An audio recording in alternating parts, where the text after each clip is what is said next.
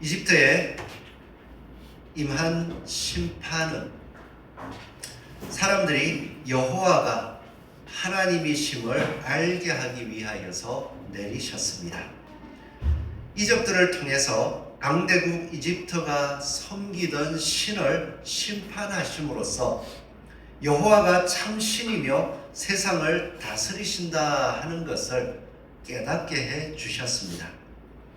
그리고 이제 하나님이 이집트와 바로를 치시는 것은 내가 이집트 사람들을 어떻게 벌하였는지, 하나님께서 은혜 가운데에 하나 둘 깨우치게 해주셨음에도 불구하고 하나님을 대적하여 자기의 욕심과 자기의 마음을 앞세우고 있는 바로왕을 어떻게 벌하였는지, 그리고 내가 그들에게 어떠한 기적을 통하여서 하나님이 온 세상을 다스리고 있는지, 그것을 바로와 이집트 사람들 뿐만 아니라 내가 모세와 너의 자손들에게도 알리기 위함이다라고 오늘 10장에서는 말씀해 주고 있습니다.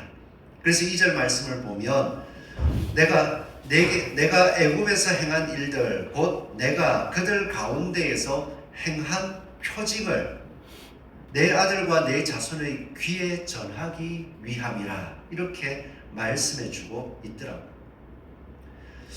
이 말씀들을 생각해 볼 때 하나님께서 이스라엘 백성들을 통하여서 내 아들과 내 자손의 귀에 전하라라고 하시는 이유가 무엇일까요?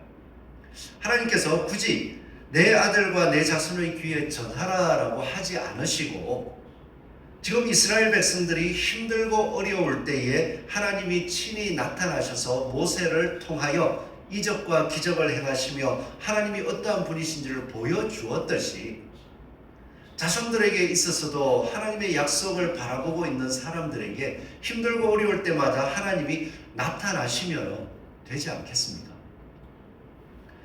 그렇게 생각할 수 있는데 하나님께서는 내 아들과 내 자손의 귀에 전하기 위함이라 라고 할 때에 하나의 이유를 생각해 보자면 하나님께서 이와 같은 일들을 또다시 거듭거듭 보이시지 않으시겠다 하는 것도 생각해 볼 수 있고요.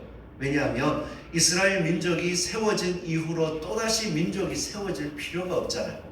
오직 여호와 하나님께서 애굽에서 너희들을 이렇게 건져내어서 하나님의 나라 백성이 되게 해주셨으니까 그것을 믿고 너희들은 끊임없이 여호와만 증거하는 나라가 되어라 라는 의미에서 다시 계속해서 하나님 그와 같은 일을 이루어 주십시오. 출애굽 때처럼 또 나타나 주십시오. 이렇게 할 것이 아니라 이루어진 일들을 믿고 나아갈 수 있게 해 주어라. 이런 의미로 생각해 볼 수 있습니다. 그리고 또 하나님께서 내가 그들 가운데서 행한 표징을 전해라 라고 하는 이유는요, 이들에게 하나님께서 애굽에서 이집트에서 이스라엘 백성들을 건진 사건들 그 사건의 내용들을 살펴볼 때면 이집트의 신들을 하나님께서 하나하나 다 심판하셨다는 것을 보여줍니다. 그렇다면 이제 앞으로 가나안에 들어가서 가나안 땅을 점령하고 하나님의 나라를 만들어갈 자녀들, 그들이 그 땅에서 살게 될 때 사실 가나안 땅은 온 세상이 아니잖아요. 작은 세상입니다. 가나안 땅, 그 넓고 광대한 땅 중에서 일부입니다. 그 땅을 하나님이 주셔서 하나님 말씀대로 산다고 하지만 그 주변의 나라들의 모습을 보면 그들은 여전히 여호와를 알지 못합니다. 서로 이스라엘 백성들을 바라보면서 여호와를 섬기는구나 라고 할지라도 그냥 한 민족의 신이거나 한 부족의 신 정도로 생각하며 우리 신도 더 세고 너희 신도 있고 뭐 이런 식으로 생각할 수 있다는 거예요. 그렇다면 이스라엘 백성들이 출애굽을 경험하지 아니하였고 출애굽을 통하여서 이스라엘 나라가 세워진 것은 알고 세워진 모습을 맛보고 주변의 나라 신들의 모습을 바라보면서 마음이 어떻게 되겠습니까? 우리보다 더 강한 나라를 바라보면 그 신이 우리가 섬기는 여호와보다 더 크다고 생각할 수도 있고 또 마음을 빼앗길 수도 있겠죠. 그럴 때에 이스라엘 백성들이 겪었던 하나님께서 이집트를 심판하는 모습을 바라보며 그것을 듣고 전해지며 여호와 하나님이 온 세상을 다스리시는 분임을 되새길 수 있고 그 크고 광대한 땅 가운데 작은 일부를 얻어서 하나님의 나라로 살아갈 때에 하나님께서 강대한 이집트를 심판하셨듯이 우리 주변의 신들 또한 하나님의 말씀을 어기고 우리를 억압한다면 심판하실 수 있다는 믿음을 가지고 믿음의 싸움을 싸워갈 수 있지 않겠습니까? 바로 그겁니다. 하나님께서는 이적을 자꾸 보여주시는 것이 아니라 그 이적을 바라보면서 하나의 표징을 삼고 그 후손들이 그 표징을 듣고서 우리의 시대 가운데에서도 그러한 하나님께서 이집트를 심판하셨던 하나님께서 우리의 하나님이 되시기에 그 하나님을 믿고 나아간다면 하나님께서 승리하게 해주십니다. 그렇게 믿게 하기 위해서 믿음의 싸움을 싸우기 위해서 하나님께서 내 자손의 귀에 전하라라고 말씀해 주시는 것입니다. 그렇기 때문에 우리는 우리의 삶을 살아갈 때에 우리의 위치를 생각해 보십시오.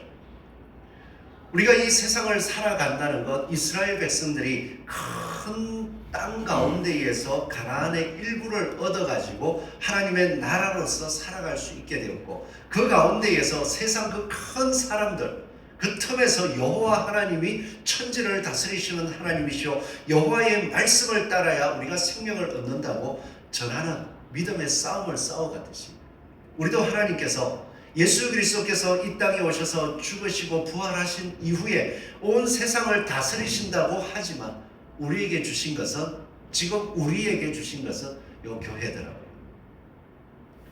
세상 가운데에 수많은 땅들이 있지만 그 땅 가운데서 교회가 소유한 것은 아주 작은 일부일 뿐입니다. 그런 가운데에서도 우리가 믿음의 싸움을 싸워갈 수 있는 것이 무엇입니까? 하나님께서 이스라엘 백성들이 억압받고 괴로움을 당할 때에 그들의 신음 소리를 듣고 이집트의 그 신들을 심판하셨음을 보여주셨듯이 또한 예수 그리스도로 말미암아서 죄악으로 화인맞은 양심들이 어떻게 심판당하는지를 보여주셨고 또한 양심이 깨어나서 그 죄에 대하여 뉘우치고 하나님 앞에 서기를 원하는 사람들에게 예수 그리스도께서 어떻게 생명을 주셨는지를 우리가 맛보아 알고 이 교회를 소유할 수 있게 되었잖아요. 그러기에 우리가 해야 되는 것이 무엇이겠습니까? 하나님께서 출애굽 때로부터 시작해서 예수 그리스도로 말미암아 십자가의 상징을 우리에게 주시고 또한 부활의 증거로 우리가 새 언약을 맺었음을 날마다 이제 4월이 되면은 우리가 성찬식을 하잖아요. 그 증표, 그 표징을 바라보면서 우리는 부활에 동참하고 있습니다. 이렇게 고백할 수 있듯이 우리가 이 시대의 삶 속에서 교회로서 영원한 생명이 있다는 것을 또한 죄로 말미암아 살아갈 때에 하나님께서 판단하시는 심판이 있다는 것을 보여주고 전하며 살아갈 수 있는 저와 여러분이 되기를 소원합니다. 그래서 내 자손의 귀에 전하라. 이 단순하게 교회에 와라. 이거를 우리는 뛰어넘을 수 있어야 됩니다. 그냥 자녀들에게 단순하게 교회 가자 그리고 교회 가서 예배 드려야 된다. 이것을 뛰어넘어서 우리는 자녀들에게 삶 속에서 이 교회가 어떻게 이루어진 것이고 교회가 무엇이며 우리의 삶이 왜 교회가 되어야 하는지를 차근차근 삶으로 보여줄 수도 있고 입으로 증거할 수 있는 노력과 또한 정성을 드릴 수 있기를 바랍니다. 이 표징을 보니까요. 이 표징은 다른 게 아니더라고요. 출애굽기에 나온 표징 자체는 여호와는 하나님이시오 그 외에 다른 신이 없음을 이스라엘 백성들이 깨닫게 하기 위하여서 10가지 재앙을 주셨다는 거예요. 그러기에 우리가 붙드는 것은 구약 성경을 바라볼 때에 참 신은 누구라고 고백할 수 있습니까? 여호와 하나님. 하나님은 하나님인데 스스로 계신 하나님만이 참 신이 되시는 것입니다. 짐승의 형상을 만들어서 야, 이 짐승이, 이 나무가, 이 사람이 우리를 이롭게 하는 것이 아니라 그 모든 것을 깨뜨리실 수 있고 다스리실 수 있는 분이 하나님이시다. 이것을 보여주고 있다는 것입니다.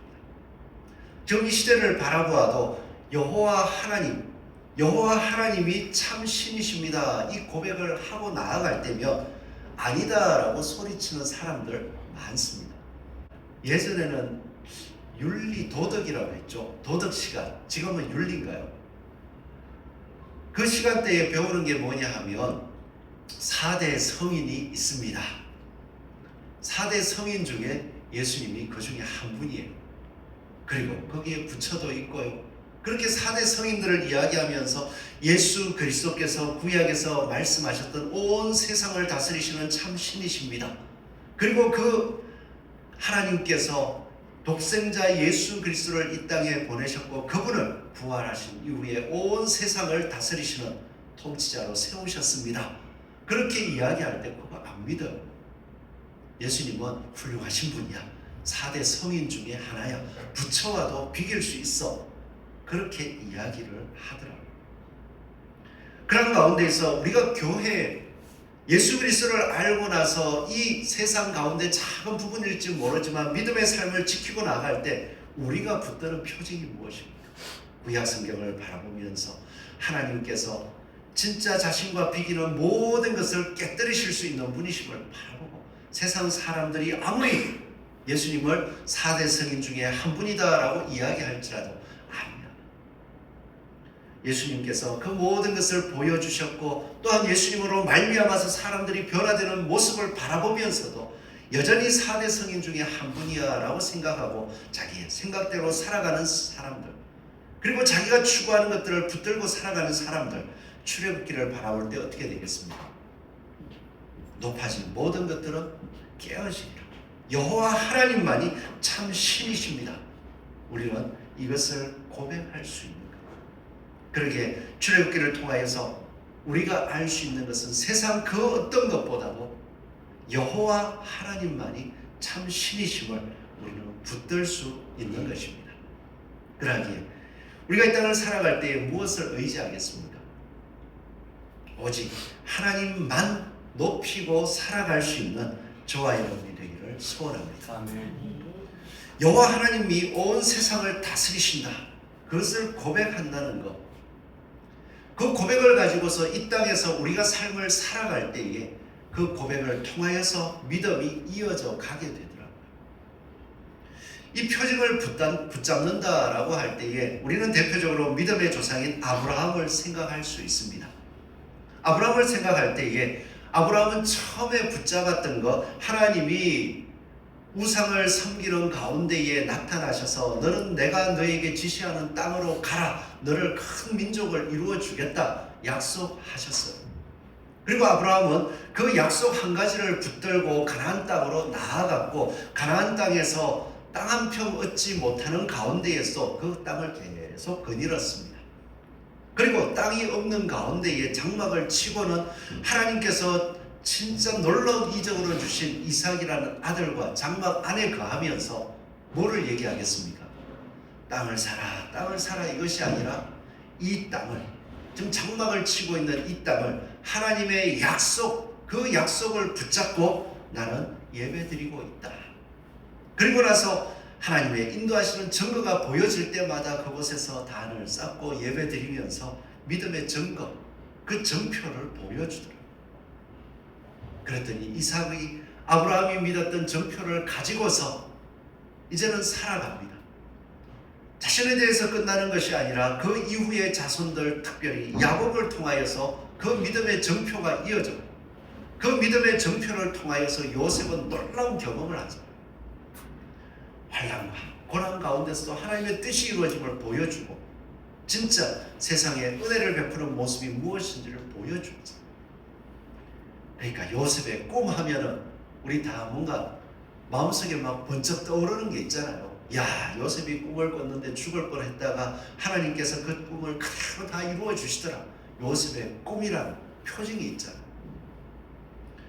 그처럼 우리가 이 세상을 살아갈 때에 하나님께서 우리에게 주신 약속의 표징으로서의 삶을 끊임없이 살아갈 수 있는 저와 여러분 되기를 소원합니다.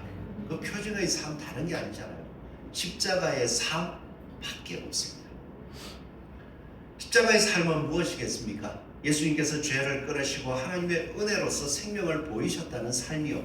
또한 그 삶을 살아갈 때 예수 그리스도를 믿는 제자들은 자기 십자가를 지고라고 했습니다. 이 자기 십자가 여러 가지 해석을 또 할 수 있을 거지만요. 이런 생각을 해봅니다. 자기 십자가가 뭘까요? 죄를 끊고 하나님의 생명의 은혜를 보여주는 것이 십자가라면 우리에게 있어서는 우리의 죄를 끊는다. 예수 그리스도를 믿고 우리가 거룩하게 살아가니 죄를 끊으려고 하는 모습들 다 가지고 있을 것입니다. 그 가운데서 생명을 누리기 위하여서 말씀을 듣고 또 한 시간 예배도 드리잖아요. 그런데 또 한 가지 이걸 생각해 봅니다. 우리가 살아갈 때에 서로 엮이면서 살아가죠. 또 세상 가운데 세상 사람들 참 악한 사람들이 종종 보이더라고요. 자기 이익을 위해서라면 남을 해치기를 스성치 않는 사람도 보이더라고요. 그럴 때면 참 속이 상해요. 그럴 때에 우리 믿는 사람들은 그 속상함이 죄 때문에 속상한 겁니다. 그럴 때 어떻게 해요? 그 죄가 내가 속상해서 속이 상하면 어떡하죠? 다들 속에서 분노나 뭐가 올라오잖아요. 그죠? 그러면 그게 이상하죠. 내 속에서 사겨지는 게 아니라 하나님의 은혜의 십자가를 바라보고 예수님께서 이러한 죄악을 진짜 몸소 그 담당하시면서도 우리를 위해서 십자가에 달리셨구나. 그러기에 내가 하나님 앞에 나아가서 이러한 마음을 그냥 이제 끊고 하나님의 말씀대로 내가 살아서 생명을 보여줘야겠다. 이렇게 사는 게 아니라 어떻게 합니까? 이게 퍼지더라고요. 자기 십자가를 진다는 게 뭐겠습니까? 그러할 때에 죄로 말미암아서 나에게 피해가 왔고 내 마음속에 악이 싹트려고 할 때에 자기 십자가를 진다. 예수님을 바라보니까 예수님은 그런 마음이 전혀 안 생기셨을까요? 예수님은 하나님의 아들이라서 어떠한 독을 마실지라도 마음에 그러한 게 쌓이지를 않아. 그렇기 때문에 누가 뭐라 해도 늘 그 마음 그대로 살아셨을 거야. 혹시 예수님은 그렇게 생각하십니까? 그런 분이 아니시죠. 왜냐하면 참 하나님이시면서도 참 사람이기 때문에 말씀대로 사는데 주변 사람들이 그렇게 하면 얼마나 마음이 아프시겠어요. 그럼에도 불구하고 이들이 하나님을 알지 못하기에 죄악 가운데서 살아가기에 이렇게 하고 있구나. 이들을 살리기 위하여서는 내가 이것을 가슴에 지고 그 십자가 앞에 죽는 삶을 살아가야 돼. 그렇게 이기셨단 말이에요. 그렇다면 우리도 어떻게 해야 됩니까? 우리가 이 싸움들을 좀 잘 싸울 수 있으면 좋겠어요. 이게 우리의 표징이라는 거예요.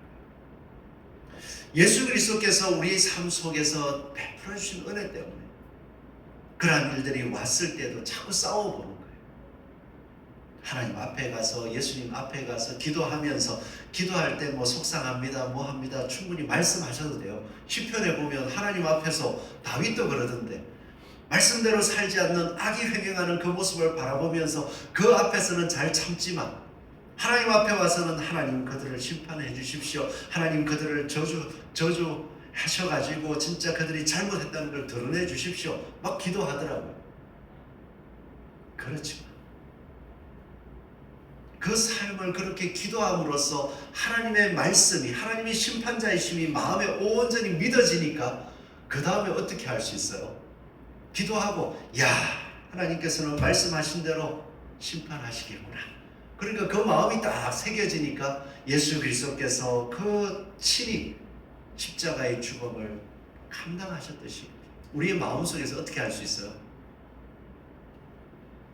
터뜨리지 않고 십자가의 은혜로서 덮을 수 있는 겁니다. 우리가 이 은혜까지 나아갈 수 있기를 소원합니다. 특별히 요즘 세상을 바라볼 때 참 어수선하잖아요. 저도 곧잘 이렇게 듣다가 보니까 이 많은 분들이 평소 욕을 안 하고 살다가도 욕이 저절로 나온다 하더라고요. 이쪽 저쪽 다 어수선한 것 같아요. 이러할 때에 우리는 하나님의 공의를 알잖아요. 하나님의 공의대로 세워지기를 악을 행하는 사람들이 무너지도록 기도하십시오. 그러면서도 어떻게 해요? 저절로 욕이 나온다. 그래서 막 진짜 같이 욕하는 게 아니라 하나님께서 공의대로 심판하심을 믿습니다.